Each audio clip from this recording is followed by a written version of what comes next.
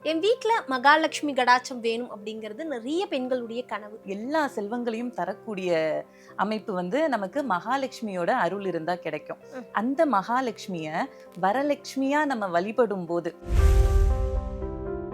மகாலட்சுமி தாயே அவங்களோட பக்தைக்கு இத இந்த மாதிரி கடைப்பிடிங்க அப்படின்னு சொல்லி சொன்ன விரதம். சரிங்களா? இந்த விரதத்தை யார் யாரெல்லாம் இருக்கலாம் அப்படின்னு சொல்லி பாத்தீங்கன்னா, திருமணம் ஆகாத பெண்கள் சீக்கிரம் திருமணம் நடக்கணும் அப்படின்றதுக்காகவும், அம்மனுக்கு உகந்த மலர்கள், அதாவது வாசனை மலர்கள், அம்மனுக்கு ரொம்ப பிடிச்சதுன்னு பாத்தீங்கன்னா தாளம்பூ, அதே மாதிரி இந்த நாகவல்லி. நோன்புக்கு மிகவும் அவசியமானது சரடு. அந்த சரடு அப்படின்னு சொல்றது நமக்கு இந்த விஷயத்த மட்டும் இந்த நாள்ல தயவு செஞ்சு யாரும் மிஸ் பண்ணிடாதீங்க அப்படின்னா என்ன சொல்லலாம்? மகாலட்சுமி தாயவே நம்ம வீட்டுக்கு அழைக்கிறோம்னா அது எவ்வளவு பெரிய விஷயம். சகல செல்வங்களையும் தரக்கூடியவள். ஆதன் ஆன்மீகம் நேயர்களுக்கு ஷாம்லாவின் அன்பு கலந்த வணக்கங்கள். நம்ம ஆதன் ஆன்மீகத்துல ஆன்மீகம் சம்பந்தப்பட்ட பல கேள்விகளுக்குமே தினந்தோறும் ஒவ்வொரு வகைகளில் பதில்களை பார்த்துக்கிட்டு இருக்கோம். அந்த வகையில இன்னைக்கு நம்மோடு நித்யா கிருஷ்ணன் மேம் இணைஞ்சிருக்கிறாங்க. நிறைய விஷயங்களை கேட்டு தெரிஞ்சுக்க போறோம். வணக்கம் மேம். வணக்கம். எப்படி இருக்கீங்க? நல்லா இருக்கேன். என் வீட்டுல மகாலட்சுமி கடாட்சம் வேணும் அப்படிங்கிறது நிறைய பெண்களுடைய கனவு. இதெல்லாம் பண்ணீங்கன்னா கண்டிப்பா மகாலட்சுமி கடாட்சம் வரும் அப்படின்னா என்ன சொல்லலாம்? எல்லாரும் இந்த ஒரு விஷயத்த கொஞ்சம் பாருங்களேன் அப்படின்னு உங்களோட சைட்ல இருந்து நீங்க சொல்லக்கூடிய விஷயம்னா அது என்னவா இருக்கும்? ஓகே. இப்ப நம்ம வீட்டுல செல்வம் வளம் பெருகணும் அப்படின்னு சொல்லி யார்தான் ஆசைப்பட மாட்டா? எல்லாருமே செல்வம் வேணும் அப்படின்னு சொல்லி கேட்பாங்க. ஆனா செல்வம் மட்டும் இருந்தா போதுமா? வீட்டுல அமைதி வேணும், நிறைவு வேண்டும், குடும்ப ஒற்றுமை வேணும், என்ன சொல்றது, சந்தோஷம் வேணும், மகிழ்ச்சி வேணும். அதாவது லக்ஷ்மியுமே நம்ம கிட்ட இருக்கணும். அதே மாதிரி 16 செல்வமும் இருந்தாதான் அது ஒரு பரிபூர்ணமான நிறைவு. இந்த பரிபூர்ணமான எல்லா செல்வங்களையும் தரக்கூடிய அமைப்பு நமக்கு மகாலட்சுமியோட அருள் இருந்தா கிடைக்கும். அந்த மகாலட்சுமிய வரலட்சுமியா நம்ம வழிபடும் போது, அதாவது வரலட்சுமி விரதம், அந்த வழிபாடு செய்யும் போது சகல செல்வங்களையும் மகாலட்சுமி நமக்கு அருள் புரிவாங்க. அந்த விரதத்தை கடைப்பிடிக்கிறது நீங்க பாத்தீங்கன்னு வச்சுக்கோங்களேன். இது பரம்பரையா பண்ணிட்டு வராங்களா? இல்ல எனக்கு இப்ப கௌரி விரதம் அப்படின்லாம் சொல்லி பார்த்தோம்னா, அது நம்ம அம்மா வீட்டுல இருக்கும், சில பேருக்கு மாமியார் வீட்டுல இருக்காது, சில பேருக்கு மாமியார் வீட்டுல இருக்கும், அம்மா வீட்டுல இருக்காது. அந்த மாதிரி அந்த பழக்கம் இருக்கிறவங்க அதை பண்ணிட்டே வருவாங்க. ஆனா இந்த விரதம் பாத்தீங்கன்னு வச்சுக்கோங்களேன், மகாலட்சுமி தாயே அவங்களோட பக்தைக்கு இத இந்த மாதிரி கடைப்பிடிங்க அப்படின்னு சொல்லி சொன்ன விரதம். சரிங்களா? அதுதான் இப்ப உலகத்துல மத்தவங்க எல்லாருமே வழி வழியா கடைப்பிடிக்கிறாங்க. இப்ப நமக்கு அதுல விருப்பம் இருக்கு, நம்மளால தொடர்ந்து செய்ய முடியும், நான் எனக்கும் ஆசையா இருக்கு செய்யணும் அப்படின்னு சொல்லி நினைக்கிறவங்க எல்லாருமே செய்யலாம். சரிங்களா? இது எப்படி கும்பிடணும், என்ன செய்யணும் அப்படின்றத சொல்லி பார்க்கலாம். இப்ப நம்ம மகாலட்சுமி தாய் இருக்காங்கல்ல, அவங்க எப்படி வராங்க அப்படின்னு சொல்லி பார்த்தீங்கன்னா, நம்ம பார்க்கடல்ல இது பண்ணும்போது மகாலட்சுமி தாய் வராங்க. அவங்க இப்போ மகாலட்சுமி தாயை கூப்பிட்டோம்னா திருமாலும் இருக்கிற இடத்துல தான் மகாலட்சுமி தாய் இருப்பாங்க. திருமாலோட அருளும் வேணும் அப்படின்னு சொன்னா மகாலட்சுமி தாய் எங்க இருப்பாங்க? திருமால் இருக்கிற இடத்துல தான் இருப்பாங்க. அப்ப நீங்க மகாலட்சுமி தாயை வழிபடும் போது பெருமாளோட அருளும் நமக்கு சேர்ந்தே கிடைக்கும்.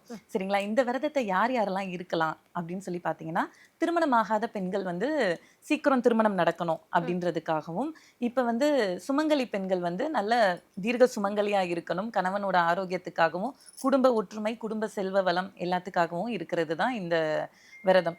இதுக்கு எப்படி ஆயத்தமாவாங்க அப்படின்னு சொல்லி பார்த்தீங்கன்னு வச்சுக்கோங்களேன், முத நாளே ஆயத்தமாயிடுவாங்க. சிம்பிளா சொல்லணும்னா, இந்த விரதம் மகாலட்சுமி தாயை நம்ம வீட்டுக்கு கூப்பிட்டு அவங்கள நல்லா உபசரிச்சு பாத்துக்கிற மாதிரி. ஓகேங்களா? இப்ப முத நாள் வெள்ளிக்கிழமை வரலட்சுமி விரதம். முத நாளே வீடெல்லாம் சுத்தம் பண்ணிட்டு, இப்ப கலசம் வச்சு கும்பிடுவாங்க. கலசம் வச்சு கும்பிடுறதுக்கு அந்த கலசம் வைக்கிற இடத்தெல்லாம் சுத்தம் பண்ணி, தோரணம் கட்டி, மஞ்சள் குங்குமம் இதெல்லாம் வச்சு நம்ம ரெடி பண்ணிக்கணும். முத நாளே கூப்பிடுறதுக்கு அந்த கலசம் வைக்கிறது எப்படி அப்படின்னு சொல்லிட்டு பார்க்கலாம். ஒரு மனை எடுத்துக்கணும். அந்த மனையில பார்த்தீங்கன்னா, மஞ்சள் குங்குமம் வச்சுட்டு, அரிசி மாவு கோலம் போட்டுட்டு, அது மேல ஒரு கலச செம்பு. சரிங்களா? கலச செம்பு வைக்கிறதுனாலும் வைக்கலாம், கலச குடம் மாதிரி இருந்துச்சுன்னா அதுவும் வைக்கலாம். அதுல அரிசி, பச்சரிசி இருக்குல்ல, அந்த பச்சரிசியை நிரப்பணும். பச்சரிசியை இப்ப நம்ம ஒரு பாத்திரத்துல இருந்து எடுத்து போடுவோமா? போடும்போது அப்படியே ஃபுல்லா போட்டுறக்கூடாது. எப்பவுமே அந்த பாத்திரத்துல கொஞ்சம் அரிசி மிச்சம் வச்சுட்டு, அந்த பானை ஒரு 3/4 இது நிறையிற அளவுக்கு போட்டுக்கணும். அதுக்கடுத்து எலுமிச்சம்பழம். சரிங்களா? அதை அந்த கலசத்துல போடணும். சரிங்களா?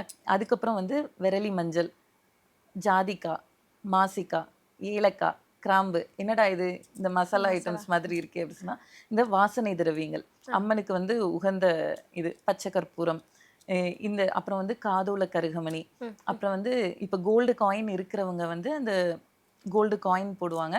கோல்டு காயின் இல்லாதவங்க சில்வர் காயினோ இல்ல 9 நார்மல் நம்ம காசு இருக்குல்ல அதோ Coin. போட்டு வைக்கலாம். அதுக்கு மேல வந்து நம்ம அது என்ன சொல்றது மாவிலை பரப்பி அதற்கு மேல தேங்காய் இருக்குல்ல தேங்காயை வந்து மஞ்சளால அலங்காரம் செஞ்சு அதாவது தேங்காய் ஃபுல்லா மஞ்சள் தடவி அதுக்கு வந்து குங்குமத்தால திலகமிட்டு அதை மேல வைக்கிறது இதுதான் வந்து கலசம் வைக்கிற இது.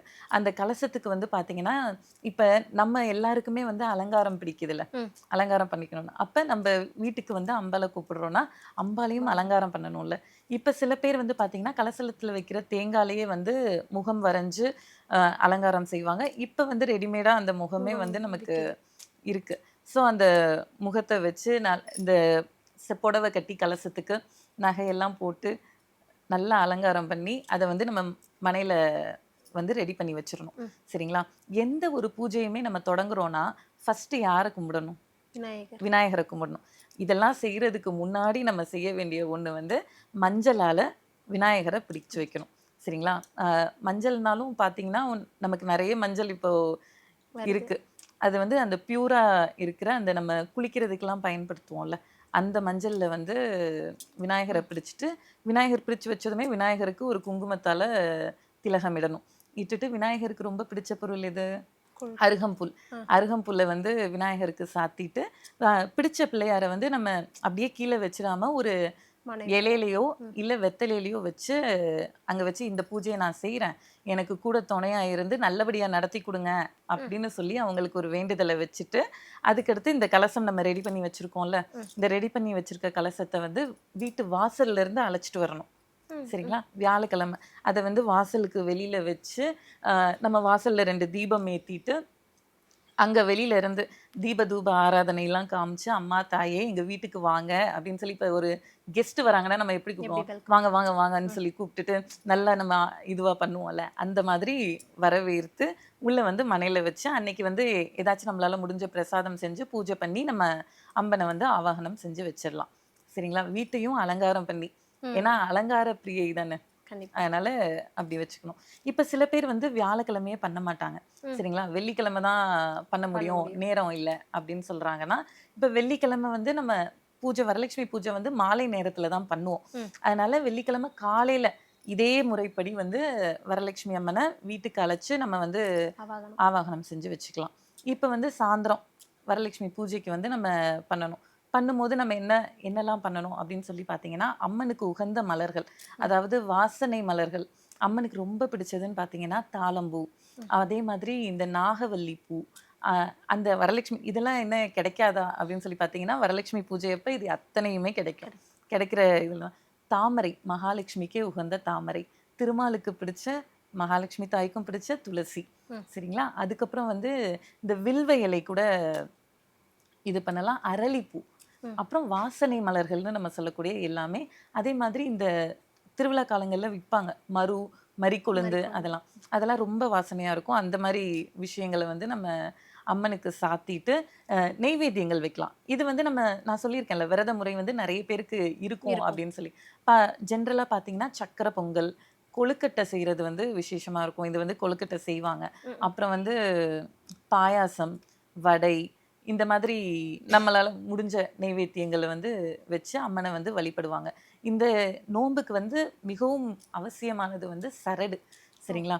அந்த சரடு வந்து அப்படின்னு சொல்றது வந்து நம்ம கையில கட்டுற அந்த ரக்ஷையை தான் வந்து சரடு அந்த இதுன்னு சொல்றோம். அது வந்து இப்ப கடையிலேயே ரெடிமேடா விற்கிது. அப்படி இல்லைன்னா வெள்ளை கயிறுல வந்து மஞ்சளால நினைச்சு நம்ம சரடை வந்து அம்மன் பாதத்துல வச்சு இந்த விரதம் முடிச்சதுக்கு அப்புறம் நம்ம கணவர் கையிலையோ இல்ல வீட்டுல பெரியவங்க இருப்பாங்கல்ல அவங்க கையிலையோ கொடுத்து அதை நம்ம கட்டிக்கணும். பூஜை இதெல்லாம் பண்ணிட்டு நம்ம பூஜை பண்ற மாதிரி தான் எப்பவும் பண்ற மாதிரி தீப தூப ஆராதனை அதெல்லாம் பண்ணிட்டு அம்மனுக்கு நெய்வேத்தியம் எல்லாம் படைச்சு முடிச்சுட்டு கணவர் காலில் விழுந்து ஆசீர்வாதம் வாங்கி வீட்டுல இருக்க பெரியவங்க காலில் விழுந்து ஆசீர்வாதம் வாங்கி எப்பவும் தீர்க்க சுமங்கலியா இருக்கணும், இந்த வீட்டுல சந்தோஷமும் நிம்மதியும் நிறைஞ்சிருக்கணும், எல்லாரும் நல்ல ஆரோக்கியமா இருக்கணும், மகிழ்ச்சியா இருக்கணும் அப்படின்னு சொல்லி வரலட்சுமி அம்மாட்ட வேண்டி நம்ம வந்து அந்த விரதத்தை வந்து நிறைவு செஞ்சுக்கலாம். ம். சரிங்களா? நிறைவு செஞ்சுட்டு ஆசீர்வாதம் வாங்கி முடிச்சுக்கலாம். இப்ப வந்து நம்ம பூஜை பண்ணி முடிச்சாச்சு.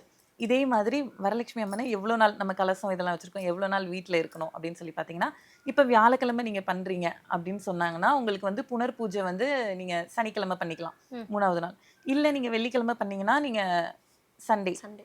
பண்ற மாரி அந்த 3வது நாள் வந்து என்ன பண்ணுவாங்க அப்படின்னு சொல்லி பார்த்தீங்கன்னா, இதே நம்ம அலங்காரம் பண்ண அம்மனுக்கு அந்த இடத்துல வந்து மறுபடியும் பூஜை செஞ்சு, ஆலம் கரைச்சு, ம். ஆ எங்க கூட இருங்க அப்படின்னு சொல்லி கேட்டுட்டு, இப்ப சப்போஸ் இது இந்த மாதிரி பண்ணுவாங்க. ஒரு அரிசி பானை நம்ம வீட்ல வைக்கிறோம்ல, ம்.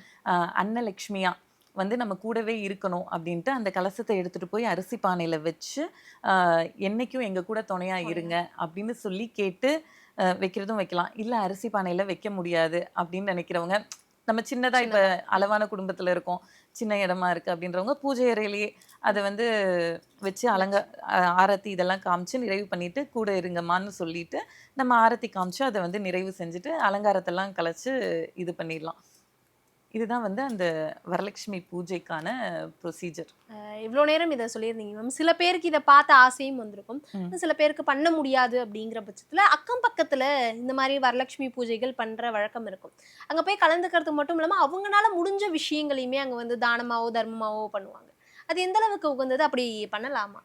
தாராளமா பண்ணலாம். இப்ப இந்த பூஜையில நான் கலச முறை சொல்லியிருக்கேன். அதனால இவ்ளோ பெருசா இருக்கு. இது என்னால செய்ய முடியாதுன்னு நீங்க வந்து தோணலாம். ஆ. அது வந்து கலசம் இல்லாமயும் செய்யற வழிபாடு உண்டு. ஓ. அதாவது அம்மன் படம் இருக்கும்ல வீட்ல. ம். நார்மலா மகாலட்சுமி படம் எல்லார் வீட்லயுமே இருக்கும். ம். அந்த படத்துக்கு ஒரு பூவால மாலை போட்டு அர்ச்சனை செஞ்சு, குங்கும அர்ச்சனை செஞ்சு, நம்ம வந்து வழிபாடு செஞ்சுக்கலாம். அது சிம்பிளா விளக்கேத்தி நம்மளால முடிஞ்சது பாலோ, ஏதோ ஒரு இனிப்பு நெய்வேத்தியம் செஞ்சு செஞ்சுக்கலாம். சரிங்களா? வெறும் படத்துக்கு செய்றதும் செஞ்சுக்கலாம். அப்படி இல்ல அப்படின்னு சொன்னா, நீங்க அக்கம் பக்கத்துல நடக்கிறதுக்கு போய் கலந்துக்கலாம். கோயில்கள்ல நடக்கும். கோயிலுக்கு போய் வந்து நீங்க கலந்துக்கலாம். கோயில்ல போய் ஒரு நெய் தீபம், அஷ்டலட்சுமி சன்னதியில வந்து ஒரு நெய் தீபம் ஏத்திட்டு வரலாம். அதுவும் சிறப்பா இருக்கும். இல்ல விரதமா, உபவாசமா இருந்து நார்மலா வீட்ல கும்பிடுறதுனாலும் கும்பிட்டுக்கலாம். மனதார உண்மையா நெனச்சு கும்பிடணும் அம்பாள. மகாலட்சுமி ம். வரலட்சுமி நோன்பு அப்படின்னா ரொம்ப பிரசித்தி பெற்றது அப்படின்லாம் ஆமா. மேம். இந்த விஷயத்த மட்டும் இந்த நாள்ல தயவு செஞ்சு யாரும் மிஸ் பண்ணிடாதீங்க அப்படின்னா என்ன சொல்லலாம்? இந்த விரதத்த இருக்கிறதையே மிஸ் பண்ணிடக்கூடாது. ஆ. இந்த விரதம் வந்து அவ்வளவு சிறப்பு வாய்ந்தது. அதாவது மகாலட்சுமி தாயவே நம்ம வீட்டுக்கு அழைக்கிறோம்னா, அது எவ்ளோ பெரிய விஷயம். ம். என்ன சொல்றது? சகல செல்வங்களையும் தரக்கூடியவள். ஆமா தானே? அப்படி இருக்கும்போது இந்த விரதத்த சரி நமக்கு அந்த வெள்ளிக்கிழமை முடியலம்மா. ஏதோ வந்து நமக்கு ஒரு தடை மாதவிடாய் ஆயிருச்சு. அப்படி இல்லன்னா வந்து செய்ய முடியல வேலைப்பளு அப்படின்னா, அந்த வெள்ளிக்கிழமை தான் செய்யணும்னு இல்ல. அடுத்த வெள்ளிக்கிழமை செய்யலாம். ம். அப்படி அடுத்த வெள்ளிக்கிழமையும் செய்ய முடியலன்னா, நவராத்திரி வருது. நவராத்திரியில ஏதாவது ஒரு வெள்ளிக்கிழமையில இந்த மகாலட்சுமி பூஜைய நம்ம செஞ்சுக்க முடியும். செஞ்சு எல்லாருமே வந்து ம். நான் வந்து இத பண்றேன். நீ என்ன தருவ? அப்படிங்கிறத நம்ம மனிதர்கள தாண்டி இப்ப கடவுள் வரைக்கும் போயிட்டோம். ஆமா. மகாலட்சுமி வழிபாடு அப்படிங்கிறது நம்ம வீட்ல பண்ணோம் அப்படின்னா என்ன மாதிரியான பலன்கள் கிடைக்கும்? எதுக்காக மகாலட்சுமி பூஜை பண்ணணும்? பொதுவா வந்து தெய்வங்கள நம்ம வழிபடும்போது, "நீ எனக்கு இத தா, நான் நான் உனக்கு உனக்கு அத இத தரேன்." தரேன். அப்படின்னு சொல்லி கேட்கவே கூடாது. ஓகே. நம்ம கேட்க வேண்டியது, "என்னைக்கும் எனக்கு துணையா இரு. ம். எனக்கு எது நன்மையோ அத செஞ்சு குடு." செஞ்சு. அதுதான் வந்து நமக்கு நிறைவையும் குடுக்கும். ம். நமக்கு வேண்டியது நான் அம்பாள விட யாருக்கு தெரியும்? அதனால வந்து அந்த மாதிரி வேண்டுறது தான் சிறப்பா இருக்கும். இத குடுத்தா அது செய்றேன் அப்படின்னு சொல்லி பிசினஸ் டீலிங் வைக்கிறதெல்லாம் வந்து அவ்வளவு சிறப்பா இருக்காது. முழு நம்பிக்கையோட பண்ணணும். அதுதான் ரொம்ப முக்கியம். அதாவது அம்பாள வந்து நம்ம வேற யாரோ அப்படின்னு சொல்லி நினைக்கக்கூடாது. ம். நம்ம குடும்பத்துல ஒருத்தங்க, நம்ம கூடவே இருக்கிறவங்க அப்படின்னு சொல்லி பரிபூரணமா நினைக்கணும். அத அந்நியமா நினைக்கக்கூடாது. நம்பள்ல ஒருத்தவங்க அப்படின்னு நினைச்சோம்னா, நமக்கு இந்த குடுக்கல் வாங்கல் அந்த இது வராது. உரிமையோட கேட்கலாம். ம். இப்ப அம்மா கிட்ட நம்ம கேட்கிறோம்ல.